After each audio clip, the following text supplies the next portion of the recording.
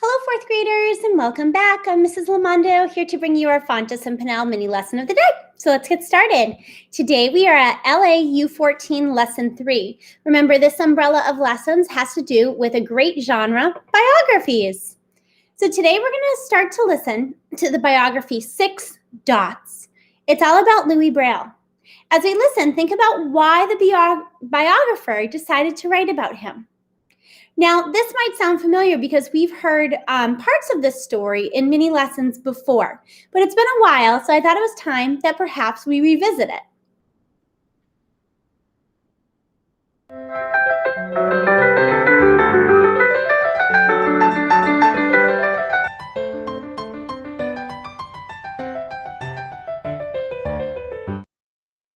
Six Dots, a story of young Louis Braille, by Jen Bryant, illustrated by Boris Kolokov. On the day I was born, Papa announced me to the village. "Here is my son Louis!" The neighbors came, clucking their tongues, whispering, "Too small, he won't survive." Oh, but I did survive. I was a curious child, and my eyes studied everything. Maman's gentle face lay draping my cradle, the smooth shape of a bread loaf on the table. I grew strong and healthy. When I rode to the baker's on my brother's broad shoulders, or fed the chickens with my sisters, the villagers waved and smiled. "So handsome," they cried. "And clever too," my sister said. At 3, I knew everyone in Copfrey by name. I counted the eggs in my sister's basket and the sparrows in the trees. I repeated stories I heard, word for word. But what I loved most was to watch Papa work. People came from far away to have a harness made or a broken bridle mended. In Papa's hands, the rough leather strips became smooth and useful. I wanted to be just like him. But when I reached for a tool, "Nie touche, pas! Don't touch that," Papa warned. Then more gently, "You're too small yet, Louis. Wait till you're older." Too small? Those words! I wanted to be bigger, stronger, older. Perhaps if I showed Papa what I could do. The leather was smooth. The awl was sharp. I knew just how to "Papa! Papa! Papa!" My life changed that day. A healer bandaged my eye. Again I heard "Nie touche, pas." Don't touch. But the bandage itched so much. My hands, like the sparrows in the trees, were small and quick. I couldn't keep them away. I didn't mean to make things worse, but I did. The infection spread to my other eye until I could see nothing at all. No trees or sparrows, no faces, no lace or loaves of bread. By the time I turned 5, I was completely blind. The villagers whispered, "Poor Louis Braille. Such a clever boy. What will happen to him now?" My world was dark and dangerous. I stumbled about the house, banging into the chairs, the walls, the door. My body ached. "Where is the sun?" I cried. But the sun did not come. I sat by the window, training my ears to do what my eyes could not. Clang, bang, kish, kish. That was Papa in his shop. Swoosh, swish, swoosh, swish. Long-skirted ladies hurrying to market. Clomp, clomp, clomp, stomp. Soldiers marching down the street. Grrr, grrr, roof, roof, grrr. The neighbor's angry dog chained too tight, alone in the dark. I knew just how he felt. My family did what they could. Papa made a wooden cane. Each day I walked a little farther. Tap, tap, tap, tap, tap, tap.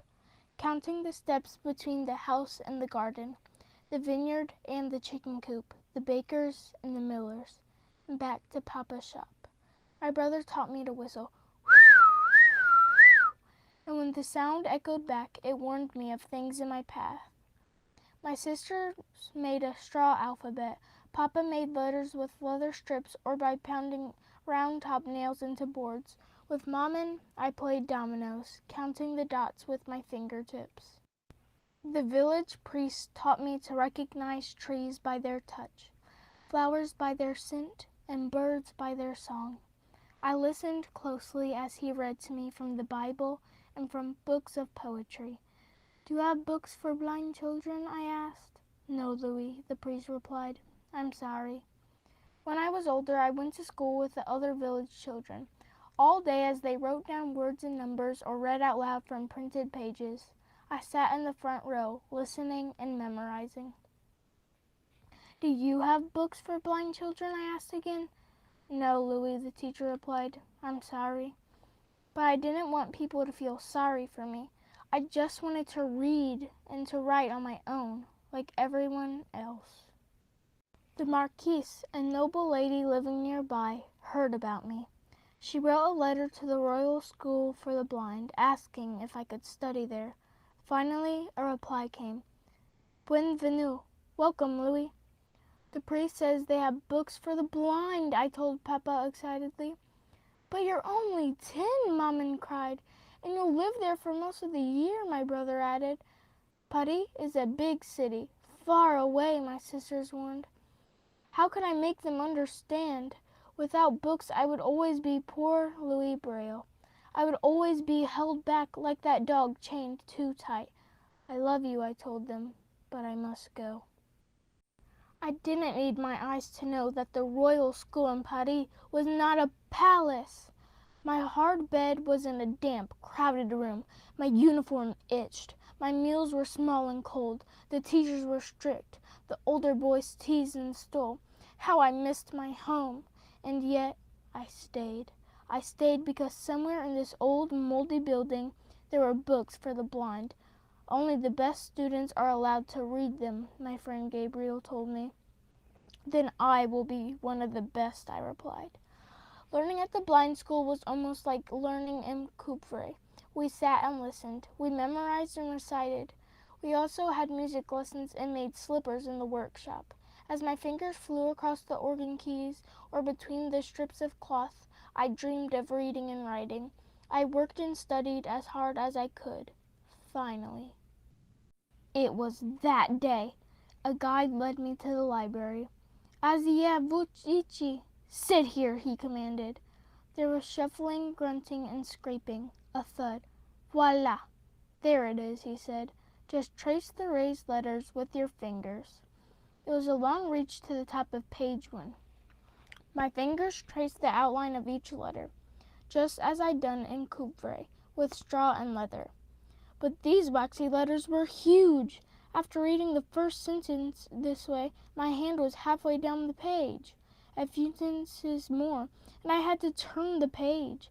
A few more sentences, 2 more pages, and then the end. "C'est tout? Is that all?" I asked. "There are more," the guide replied, "but they're just like this one. Words as large as my hand. Sentences that took up half a page." I sighed. Even if I read 100 books like this, how much could I learn? I skipped supper. I lay in bed, wishing I was home. When I finally fell asleep, I dreamed that the neighbor's angry dog broke free. He ran to me, licking my face until I laughed and laughed. "Louis, Louis, lève-toi, get up!" Gabriel shook me awake. It was morning. "The headmaster wants us. Let's go. Allons!" Everyone had gathered in the big room. Dr. Pignier spoke. "A French army captain has invented a code to send secret messages during battle. The code is read by touch, not by sight, so we might use it here too. You're each holding a message, written with patterns of dots," the headmaster continued. "Each pattern stands for a sound, such as oo, or in, or ch." We listened as he explained. It wasn't easy. There was a lot to remember. Flipping my paper over, I moved my fingers from left to right, feeling the dots. "Fall back," I shouted. Everyone laughed. It was a battle order, of course. But now my heart pounded with hope. I asked for another. Again I touched the dots. "Supplies arrive at dawn." "Oui! Yes!" the headmaster cried. The others shouted out their messages too. How are the messages written? I asked.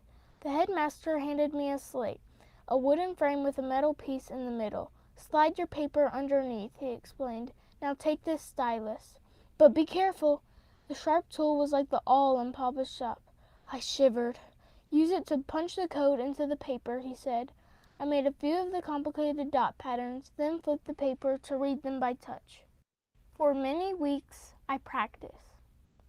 Reading by touch using dots was a brilliant idea, at least on the battlefield, but for us, the code was so hard that everyone else in the school had given up. Even a short message takes so many dots, and I can't fit a single symbol under my finger, I complained to Gabriel. Plus, the captain code stands for sounds, not for letters. So what, my friend replied. So, why shouldn't we spell words and write sentences like sighted people do, I argued. This code was a start, but it wasn't nearly good enough. We, the blind, were still held back. Would the captain work on improving it with me? I asked the headmaster. I'm sorry, Louis. He isn't interested, he replied. Sorry. That word! Long ago, I had watched Papa take rough leather strips and make them useful. Now I knew what I had to do. Late at night, while the others slept, I bent over my slate and punched the pages. I tried hundreds of ways to simplify the captain's code. I worked until my back was stiff and my fingers ached. Often, I fell asleep a few minutes before morning. A year passed, then another, and another. That winter, I turned 15. I was often sick, but I would not rest. Finally, it was ready to test. I asked the headmaster to choose something from his own library, a book I'd never heard of before. Please, read it out loud, I said. Dr. Pignier began. After a few minutes, I interrupted. You can go much faster, sir, as he read. I copied down the words, spelling each one correctly. My new code used just 6 dots, arranged in 2 columns like dominoes. Each dot pattern stood for a letter of the alphabet. Fini, said Dr. Pignier when he reached the end of chapter 1. Finished! I turned my pages over, reading by touch. I recited the entire chapter. Louis, tu l'as fait! You did it, he shouted. Word spread quickly. The other students rushed to try it. Si facile, so easy, et si vite, and so fast. We can read words and write letters like everyone else. As my friends traded messages, I remembered, watching Papa in his shop, bent over rough strips of leather, making them useful. I had become like him, after all. Thank you so much for clicking on this video. I hope you enjoyed 6 dots. Please take a moment and pause the video to read the author's note. Wow. So thinking about that biography, I think that was really powerful. It really showed Louis' perseverance, never giving up, even though back then people who were blind didn't have a lot of options. He never gave up his dream of being able to read and write and participate in his learning like someone who is sighted. So biographers choose the subject of their books for a variety of reasons. The author might have chosen to write about Louis Braille because he accomplished something important that really helped blind people. If we think back to our biography, Fly High, about Bessie Coleman, a writer might have chosen to write about her because she overcame obstacles and fulfilled her dream. If you read a biography today, think about why the author chose to write about the person they chose about. All right, 4th graders, that's all for today. I'll see you next time. Bye.